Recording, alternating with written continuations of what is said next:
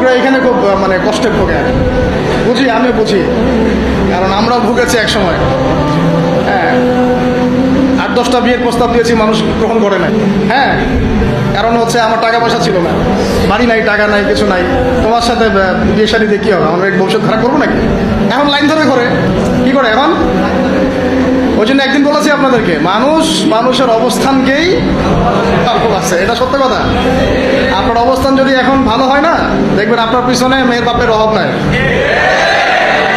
আর আপনার তো এখন চাকরি বাকরি নাই, জমি জমা নাই, হ্যাঁ, আপনার টাকা পয়সা কম, আপনি দৌড়ান মানুষের পিছনে, আপনাকে পাত্তা দিবে না। দুনিয়া খুব খারাপ। এই জন্য ভাই দুনিয়ার দাস হবেন না, আল্লাহর দাস হয়ে যান। দুনিয়ার পিছনে ছোটেন না। আল্লাহ আপনাকে দুনিয়া পায়ের সামনে এনে দিবে ইনশাআল্লাহ। আপনি আল্লাহর হয়ে যান, দুনিয়া আল্লাহ পাক আপনাকে পায়ের সামনে এনে দিবে ইনশাআল্লাহ।